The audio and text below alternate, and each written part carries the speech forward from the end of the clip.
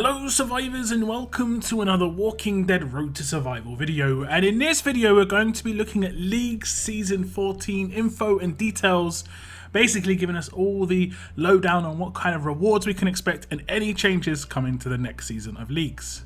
Reading through the intro, it says League Season 14 details and info. 'Tis the season, but not the one you're thinking about. The time has come to finally reveal what you can expect to see when League Season 14 launches this coming Monday.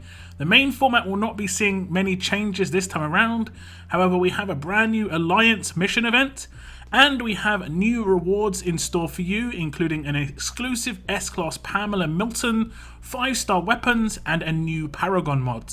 Looking at the season structure, it says the format and structure will be similar to that of Season 13. During qualifiers at the start of the season, all players in Diamond League as of the Season 13 homestretch will start in Diamond 1. Gold and Platinum League players will have qualifiers during the first week of the season. All others remain in the same league as they were in the end of Season 13. Season duration will be 8 weeks. Qualifiers will start on the 14th of December at 12 PM Pacific time. Stretch 1 start time will be 21st of December at 11 AM Pacific time. Stretch 2 to home stretch start times will be 10 AM Pacific time. The home stretch ends on the 8th of February at 8 AM Pacific time. League campaign Reach Diamond League will be available to all Diamond players and can be completed by claiming a tournament seal from their League Store's Diamond segment, and this was the same as last season. I think this was just to sort of get around an issue where it comes to it not really recognizing what league you're in at the start of the league, so you have to do it via that way. Reaching Diamond 5 will grant you a trauma resist Paragon mod. It doesn't say the percentage resist. The highest resist you can get on a Platinum mod is 85%, so it could be an actual guaranteed 85% perfect Platinum mod, or it could even be slightly higher. It does go over something new that's going to be coming in called the Weekly Alliance Missions. During the season, a new Alliance mission event will be available for all players. The mission event will be offering you unique challenges and rewards for your faction depending on which league your faction is currently in. Each week, 4 main missions will become available, Alliance missions 1 through 4. Alliance missions will be completable by all factions. However, Alliance missions 2, 3 and 4 will require a faction league standing of Gold, Platinum and Diamond respectively to complete.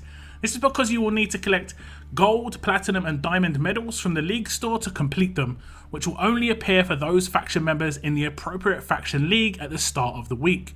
All can complete secondary mission objectives no matter your faction league standing. Completing secondary mission objectives will award you and your faction mates with 1,000 league tokens per secondary mission, which will mainly consist of collecting faction trophies and extra challenges. Completing main missions will award you with faction tokens, which you can turn in for rewards, including an extra avatar for 25 faction tokens. As main mission completion is linked to faction league standing, you can expect to earn the following based on your faction standing each week. Diamond League will get 5 faction tokens per week, Platinum will get 3, Gold 2, and other leagues will get 1. This does mean that if you are not in Diamond League, you will not be able to get the 25 tokens for the avatar, because you will only be able to get a maximum of 24 faction tokens over the 8 weeks in Platinum and below. So you're going to want to get your faction into Diamond if you do want this avatar. If for some reason you don't end up spending your tokens during the event, you'll still receive 1,000 league tokens for each faction token that expires post-event.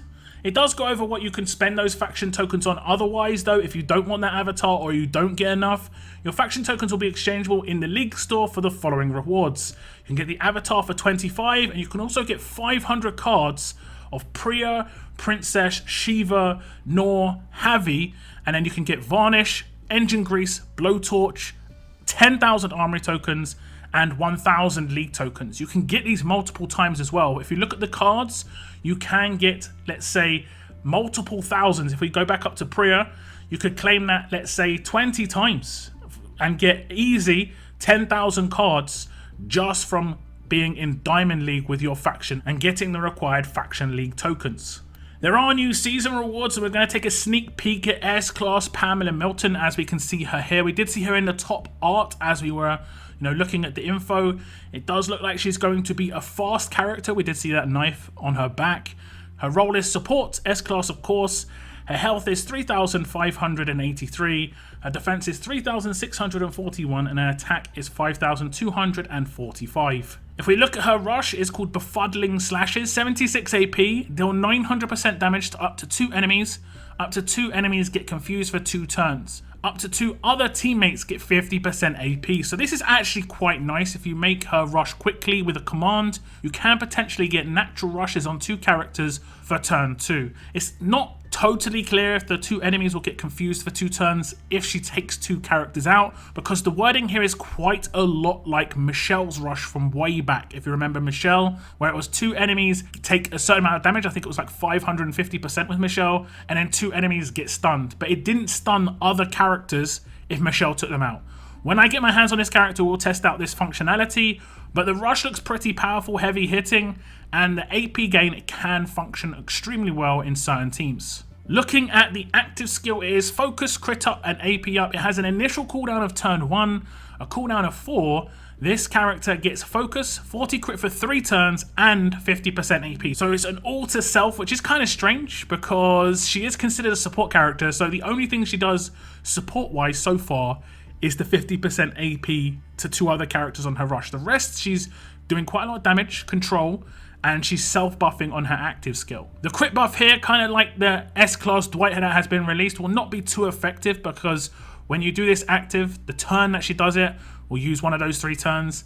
The next turn, she's most likely going to rush, or if she doesn't rush the next turn, she does a basic attack, she'll rush the turn after that anyway. So it's only going to really affect 1 basic attack in the next 2 turns. I think this would have been obviously better if it was an increase to her attack. So if it was even just as much as 25% extra attack for 3 turns, that would have obviously affected her rush as well. But otherwise, quite nice. The 50% AP obviously means that she will not miss a turn. She'll be guaranteed to get a natural rush as she would otherwise, because that is what she would get on a basic attack with huge AP weapon, huge AP lead. Now lastly, she is a specialist, and we're going to get another collateral 2 damage specialist as a fast character. When this character performs a critical attack on an enemy, they will deal splash damage, 100% attack to up to 3 adjacent enemies. The adjacent enemies do not gain AP from the damage. Now it's a shame because she doesn't have a multi-hit rush, and we already have someone who does, a big hit to a line of enemies is Tyler, and he has collateral damage too. So it would have been nice to have slightly something different, like 2 hits at 450% instead of, what she is right now, hitting 2 for 900. It would have been less damage, but you could have taken, advantage of this specialist skill, building her with crit, and it would have worked with her active skill as well. I think it would have been a nicer fit overall. So a little bit of a shame here. Maybe another specialist skill that could have been useful for her would have been maybe something like Berserker or On a Roll. Those ones would have worked nicer in terms of actually being able to buff her rush. Her specialist skill and her active skill are doing nothing for her rush, unfortunately. Now there are some other season store rewards, of course. Along with S-Class Pamela, you'll be able to obtain S-Class cards for the following fighters and 5-star weapons in the season store during season 14. S-Class Pamela Milton, which we just looked at, you'll be able to get S-Class Shane cards and S-Class AJ cards. I believe it's going to be the same amount, up to 2,500 for 5,000 per 500, unless any sort of price changes comes in. You'll be able to also get 2 weapons, the first being Pamela Milton's knife, and this was mistakenly the weapon that was put into last season's Battle Pass. And I managed to call it out in time. I'm going to take full responsibility for this one. But I did see this. I saw the weapon and I was like, no, this is a weapon we've seen before. I don't think it's that great in terms of the 3rd slot and the 4th slot are just not that great. It does have a good 1st and 2nd slot, but I think you can probably build a better weapon yourself on a fast weapon. Fast weapons, I've always talked about this, don't have too many good 3rd slots when it comes to enhancing your damage. And there aren't, that many special weapons that they bring out, unique ones that even do that either. So it is a shame. Leech Life is just one you could craft on a fast weapon yourself if you wanted to, and let's be honest, not many people are going to want to do that. The next weapon is Javis Baseball Bat, and if you are a collector and a Telltale fan, obviously this is going to be a great weapon for you to pick up. I do think it is a reasonable baseline for a shield or a command when it comes to just having heavy defensive stats. You could put a 1535 in the 4th slot, increase one of the defense up to 45%, and you've got a nice little weapon there. Or you could put strong attacks in that 4th slot, and then again increase HP and defense by 5% each, or 10% onto one of them, and you've got a good offensive weapon instead. So it does save you a bit of armory tokens This is a reasonably easy weapon to come by. You can get AP down, a normal AP down. This is just the basic AP down weapon from the 4-star wheel, so it isn't giving you anything extra. It's just maybe saving you some armory tokens if you do have massive excess of season tokens. From my understanding, the weapons are going to be tiered where Pamela's Knife is going to be the cheaper one and Javis Bat is going to be the more expensive one. I believe the pricing is going to be exactly the same as the current seasons, so quite expensive on the weapons. And lastly, we have the Diamond 5 reward, which is a Paragon mod. It is trauma resist, and it is going to be a 90% trauma resist Paragon mod, and obviously this is 5% better than what a max plat mod can be, and